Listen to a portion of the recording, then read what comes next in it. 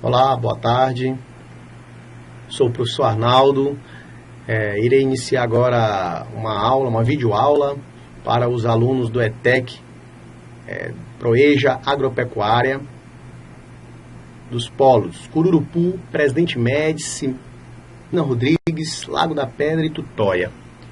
Então, hoje nessa videoaula nós iremos fazer uma análise sintética de toda a disciplina de arte, dos pontos mais relevantes que foram disponibilizados para vocês na plataforma, no intuito de que vocês possam ter uma compreensão do geral, né, desse conteúdo de arte que foi ministrado aí através do ETEC, certo? Então vamos iniciar pelo que é básico, né? Conceitualmente, o que é arte? Uma pergunta que parece ser bem simples, mas na verdade é uma pergunta de grande complexidade, mas que é essencial, antes de qualquer conteúdo da arte, se trabalhar com este questionamento. O que é arte? Pois é um questionamento que não se tem um único conceito, porque a arte ela é muito complexa, ela é histórica, ela é diversificada e possui diversos estilos, diversas concepções. Portanto, definir arte em um único conceito seria correr um risco de estar limitando, de fato, a arte. Então, o que nós podemos apresentar é uma concepção e uma explanação ou uma definição que possa se aproximar. Então, aqui, uma definição que aparece é uma definição básica que diz que arte é criação humana. Obviamente que a arte que estamos falando é a arte que é feita pelo homem, que é o artista. Então é uma criação humana, mas não é qualquer criação humana. É uma criação humana com valores estéticos, ou seja, que tem um caráter de busca do belo, certo? E junto com esse caráter do belo, que é não funcional e sim apreciativo, expressa emoções, relata ou fala da história, carrega sentimentos e trata da cultura de um povo, porque a arte ela é criação humana e o homem é um ser cultural que está inserido dentro de uma comunidade. E essa comunidade é o que a gente chama de povo. E esse ser com hábitos, costumes, religião, crenças, valores, língua, é a cultura do homem, que é a cultura do povo. E a arte ela está dentro disso, representa isso e faz parte disso. E nós temos aqui, né, o fazer artístico também, que o que é esse fazer artístico? Existe o fazer, o conhecer, o expressar artístico. E existe o fazer não artístico, o expressar não artístico e o conhecer não artístico. Então, o fazer artístico, que não é qualquer fazer, o que ele envolve? Ele envolve procedimentos, técnicas, estilos e conhecimentos em sua elaboração, certo? Ou seja, a arte não é só sentimentos, a arte não é só emoção, a arte também tem técnica, é trabalho, é um fazer. Estilo é a forma como aquele artista faz, que concepção estética ele tem naquele momento que ele vive. E os conhecimentos que ele tem, que toda arte fala de um tema para elaborar aquela arte. E apresenta-se, o fazer artístico, ele está estritamente ligado, intrinsecamente ligado a linguagens artísticas. Não é qualquer fazer que é artístico. Por quê? Para se pensar o fazer artístico, você tem que pensar na dança, na música, no teatro, na pintura, em outras linguagens, certo? Então, esse fazer artístico ele pode ser tocado, ele pode ser visualizado, ele pode ser ouvido e visualizado, que é um misto audiovisual, além de você poder, em alguns casos, até participar da obra. Ou seja, esse fazer, que envolve essa série de condições, também ele é para... A linguagem é para chegar a alguém, de um emissor para o receptor. Então, a partir do momento que ela é emitida, como no canal linguagem, com seus códigos dentro dessas linguagens artísticas, ele vai chegar àquela pessoa para que ela possa ouvir, tocar, tá certo? Então, esse é um dos conceitos, concepções do fazer artístico. O expressar artístico, como eu falei anteriormente, existe o fazer, existe o conhecer, existe o expressar. A expressão artística é quando o homem, enquanto artista, ele usa a técnica que ele possui, que ele adquiriu, seja na academia, seja na comunidade, certo? Que ele vai, através dessas linguagens e seus códigos, que cada linguagem dessa tem um código, usar, no caso a linguagem é a arte, para se comunicar, para evidenciar críticas junto à sociedade, para apresentar fatos, percepções da realidade, falar da sua alegria, tristeza, reflexões e etc. Sendo assim, a arte está em toda parte. Eu costumo dizer, e devo ter colocado algumas respostas para vocês, que a arte está em tudo, mas não é tudo. Isso tem que ficar bem claro. Nem tudo é arte. Sendo assim, nem todos são artistas. Então, a arte pode falar de qualquer coisa na sociedade. Porém, ela não é tudo. Ela está em toda parte, mas ela não é tudo. Ela está em tudo. Aqui nós apresentamos essa diversidade da arte com dois exemplos, né?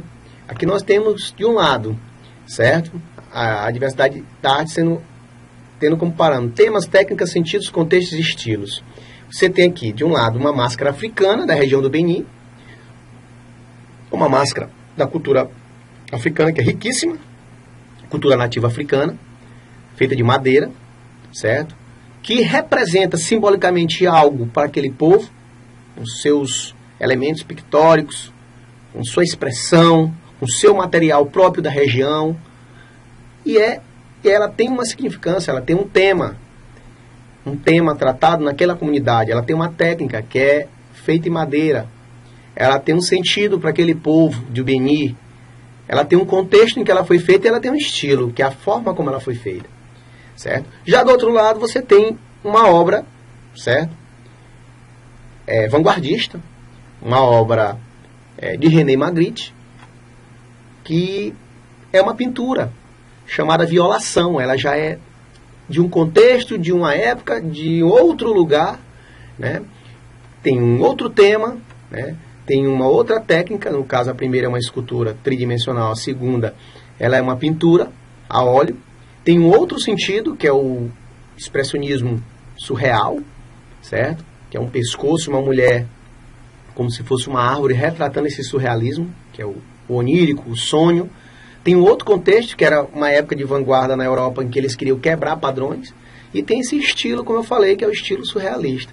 Então você vê, ambas as obras são artísticas, porém com temas, técnicas, sentidos e contextos e estilos diferentes.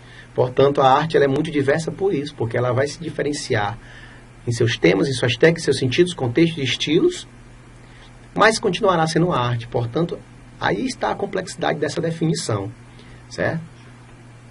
Dando continuidade, nós vamos apresentar aqui algumas habilidades necessárias à leitura das imagens e apreciação das artes visuais. Para falar, para usar qualquer linguagem, para verbalizar como é a linguagem mais comum que nós usamos, você tem que ser alfabetizado. E para entender um pouco de arte, você também precisa ter habilidades, saber algumas condições e critérios para dialogar e entender aquela arte, né? Aquele tipo de arte.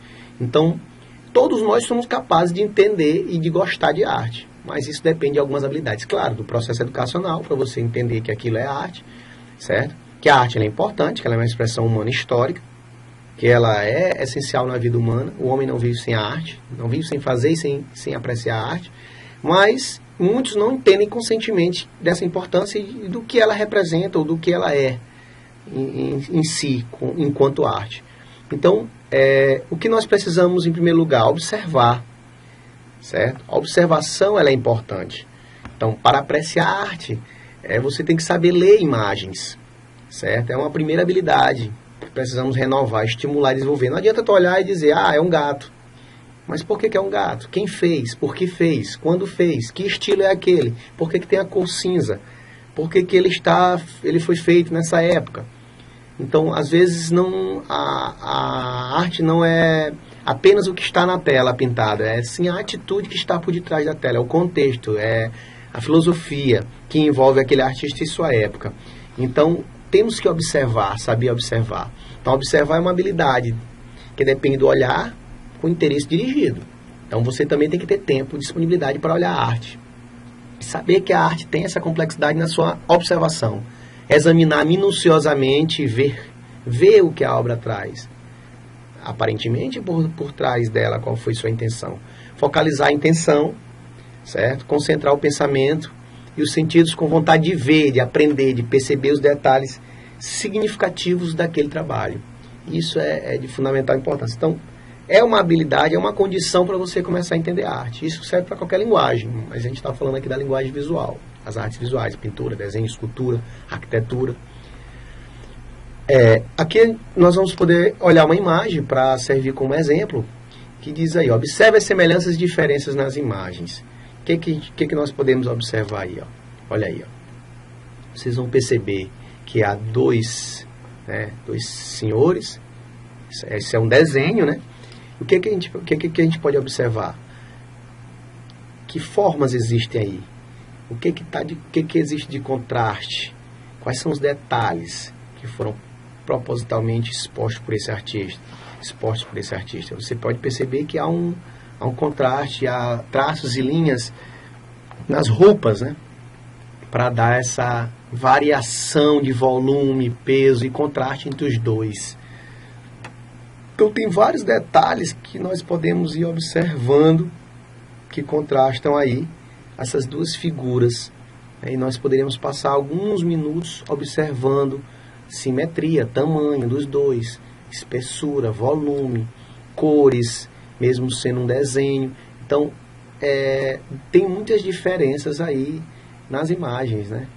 Desses dois senhores que se encontram na mesma imagem. O sapato de um é escuro, do outro é claro. A calça de um é mais escura, do outro é mais clara. A camisa de um é listrada, do outro não.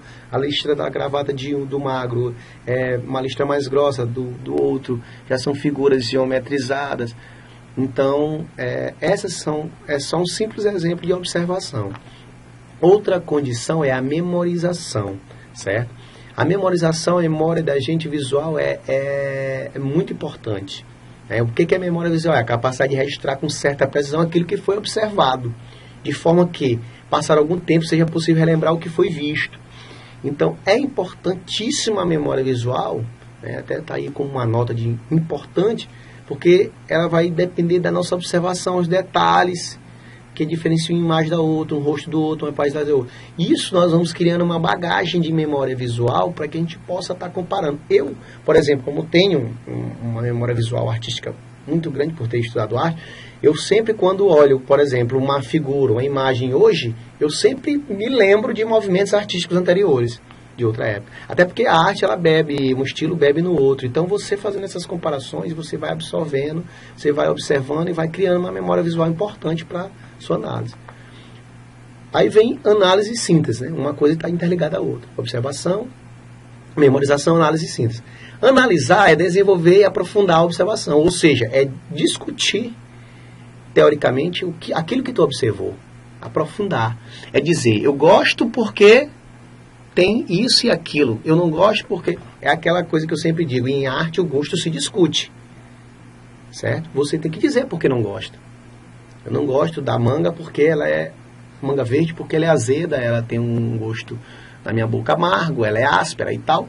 A mesma coisa na arte. Eu não gosto do abstracionismo porque ele tem traços que se perdem e não me dizem nada, ao mesmo tempo eu entendo o sentido. Então você tem que aprofundar a observação de uma percepção mais geral e analisar, né, fazer uma análise da decomposição das partes do objeto observado. Então isso é análise. Você vai desconstruir aquela obra e construir com sua percepção. É análise. E a síntese essa análise leva a uma conclusão que chamam de síntese. É a essência da observação do objeto. No caso da roupa, podemos concluir, gostei, vou comprar. No caso da arte, gostei por isso, porque esse estilo ele é harmonioso entre as cores. Eu acho ele grotesco, mas ao mesmo tempo ele é belo. Né? Então essas são opiniões que você tem que aprender a dar quando você aprofunda na análise a observação. Orientação espacial, sentido e sentido de dimensão. O sentido de dimensão é a capacidade de avaliar a olho nu as dimensões do espaço, né, dos espaços, das construções, dos objetos, e de confrontá-los considerando as suas proporções. Então, dimensões e proporções sempre foram objeto de estudo e de pesquisa. Então, vamos olhar para essa obra. É uma obra surrealista. Ela é uma obra que distorce o que é real. Surrealismo é fugir da realidade. Então, a Tentação de Santo Antônio. Você observa uma obra do Salvador Dalí, que foi um dos maiores artistas surrealistas da história. Pode-se chamar o maior surrealista do movimento surrealista vanguardista europeu. E você observa que há uma desproporcionalidade entre os objetos, entre as coisas, certo? No espaço. Isso, quando você olha para a pintura e vê desproporcionalidade no espaço, a dimensão, a olho nu, você já começa a identificar que isso é um estilo que não é naturalista, não é realista, não representa da forma com padrão rígido da realidade. Você observa que as pernas dos animais são mais longas, são muito finas, né? E isso não é real. Então isso é sonho, é o onírico, então isso é o surrealismo. De cara, você olhar um tipo de obra dessa, você que conhece um pouco, que comparou, em outras análises e observações, vai ver que é uma obra surrealista. E aí, o alfabeto visual. Para você entender um pouco das obras visuais na história, você tem a alfabetização visual, ou seja, você tem elementos básicos daquela linguagem. Como eu falei, para você aprender a falar, você é alfabetizado desde criança, certo? Qualquer linguagem você é alfabetizado. Se uma criança é colocada, quando nasce, em uma tribo indígena, ela vai aprender a falar o dialeto indígena. Se ela é brasileira, mas vai para a Itália, desde pequena ela vai aprender a língua italiana. E toda linguagem tem códigos e elementos que vão sendo ensinados.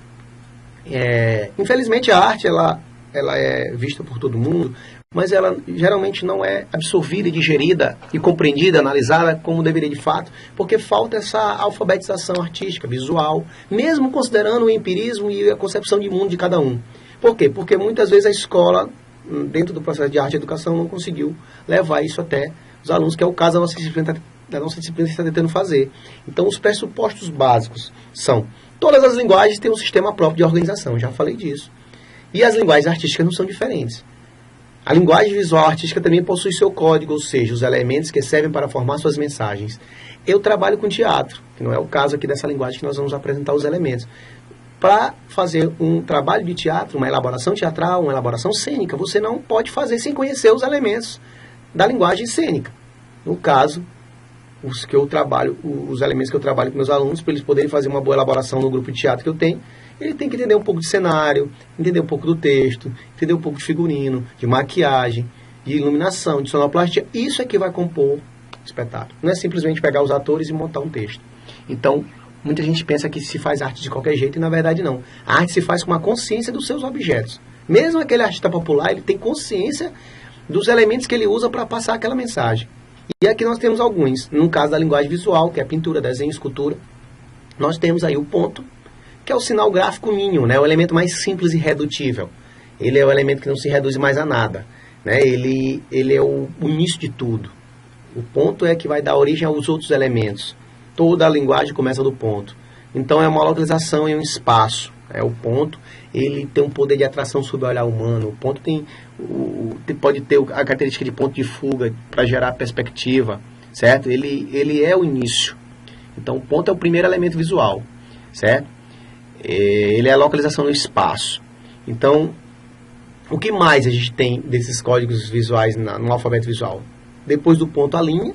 A linha é uma marca contínua ou com aparência de contínua.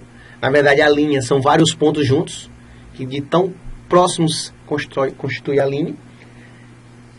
E a linha, os artistas plásticos exploram as possibilidades expressivas da linha, principalmente pela maneira como realiza o contorno das figuras, transmitindo dinamismo, velocidade, ímpeto, harmonia, musicalidade, violência, agressividade, medo, dor. Então, as linhas, elas têm vários tipos de linha: linha horizontal, linha vertical, linha diagonal, linha grossa, linha fina, linha curta. Então, as linhas, elas começam a dar forma, elas começam a definir o sentido do que o artista quer. Então, elas definem as figuras e as formas. A superfície e a textura, né? Ou seja, outro elemento. Ao desenhar ou pintar, colocamos nossas marcas sobre uma superfície: papel, tela, cartolina, tecido, madeira, parede. Uma superfície aparentemente lisa pode se mostrar vista por meio de uma lente com outra personalidade: enrugada, esponjosa, crespada, aveludada, acetinada, felpuda, granulada, ondulada. São tipos de texturas que são colocadas ali no desenho, dentro daquela forma que foi construída a partir da linha, certo? Então, a textura é aquilo que pode ser tátil, tocado, certo? Onde você sente, ou pode ser visual, tátil e visual. Nem toda textura tátil é visual, mas nem toda textura visual é tátil, porque uma tela pintada, que você não toca e ela tem a mesma superfície onde foi feita aquela pintura, o cabelo do desenho do personagem que está ali naquela imagem, a textura do cabelo é diferente do corpo, da roupa, ou seja, a textura é construída a partir da tinta, da cor, do pigmento que vai gerar a textura visual, certo? A cor é um elemento físico, certo? A cor na verdade, só existe na presença da luz. A cor é física, a luz reúne a cor, né? Os pigmentos passam a ser cor na presença da luz. É um elemento físico que ganha sentidos, emoções, significados a partir do homem, quando a observa, se apropria, certo? Então as cores exercem determinado efeito sobre as pessoas. Não conseguimos ficar muito tempo no ambiente exageradamente colorido. As cores podem também transmitir ideias ou conceitos. Elas têm uma função simbólica muito importante no nosso dia a dia. Então, por exemplo, uma mulher, para ir a uma festa, se ela quer chegar de uma maneira bem chamativa, ela usa uma cor quente, né? Ela quer chamar a atenção, ela usa um vestido vermelho. Se ela vai para uma festa e quer ser bem discreta, ela usa um vestido azul, verde, que é a cor fria. Então, as cores, elas têm significâncias e transmitem muitas emoções e relações, significados para as pessoas. E a arte, ela usa a cor como um dos seus principais elementos de vida na composição. Luz, sombra e volume. Quando há luz, há também a sombra. E essa conjugação dos dois elementos permite a percepção do volume. Luz e sombra, companheiros inseparáveis. Então, se há um contraste entre luz e sombra, você tem volume. Desenhe uma esfera e faça a sombra dessa esfera. Essa esfera, quando ela ganha uma luz, ou seja, o contraste entre o claro e o escuro, ela vai gerar um volume, que a esfera vai parecer volumosa. Isso foi uma técnica lá no Renascimento que eles começaram a usar para dar realismo às figuras. O espaço, a relação do observador com o espaço é muito variável. O efeito do espaço pode ser definido também pelo desenho, com maior detalhamento dos objetos mais próximos e menor detalhamento dos objetos mais distantes.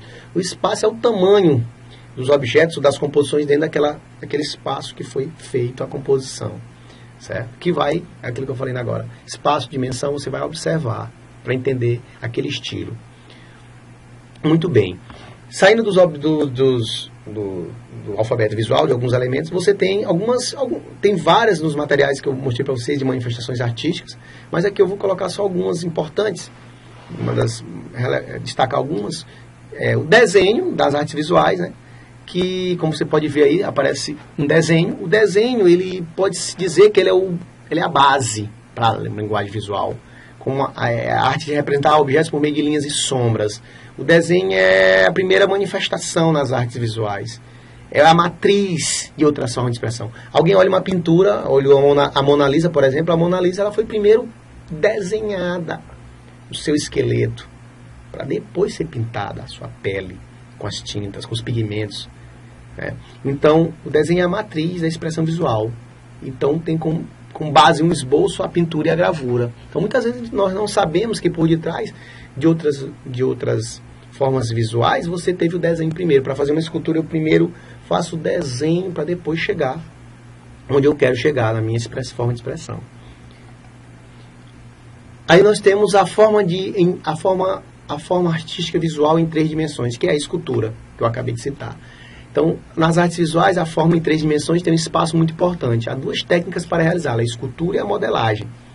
Ambas consideram a largura, a altura e a profundidade, ou seja, as 3 dimensões do objeto. Ela é tridimensional. Nenhuma obra visual em um plano é tridimensional, porque você não consegue olhar a costa. No máximo, ela é bidimensional. Já a escultura ela é tridimensional, porque você olha ela por todos os lados, certo? Então, ela tem largura, altura e profundidade. E ela pode ser esculpida, no caso uma pedra ou uma madeira, ou ela pode ser modelada com outro material que possa se modelar. Uma cera, né, uma argila. E aqui nós vemos um exemplo de escultura famosíssima, e um dos maiores escultores da história, no Renascimento, Michelangelo, onde ele faz a escultura de Moisés. Então você pode observar, claro que aqui também a imagem está numa fotografia, nós não vamos poder olhar ela tridimensionalmente, mas sabemos que ela é tridimensional, certo? Ela tem tamanho, ela tem altura, ela tem profundidade. Certo? E ela foi esculpida em mármore, ok? Então ela foi esculpida, certo? E uma dos meios ou formas mais atuais de massa que nós destacamos também é a televisão. A televisão ela é um dos meios de comunicação mais vistos e usado pela população na atualidade, na contemporaneidade.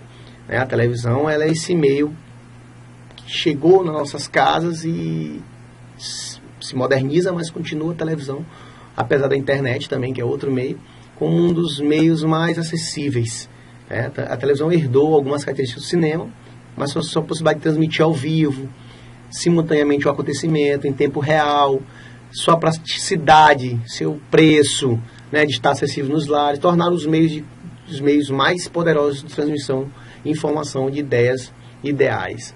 Por isso a televisão ultrapassa todos os limites do simples entretenimento e se transforma num fator fundamental no panorama econômico, social e cultural da modernidade. Então, não podemos negar a televisão como um meio de levar a arte até a casa das pessoas. A televisão, ela leva a novela, ela leva o cinema, ela leva o desenho, ela leva o teatro, ela leva as pinturas, ela leva muita arte até as pessoas. Então, ela é um meio assim de estar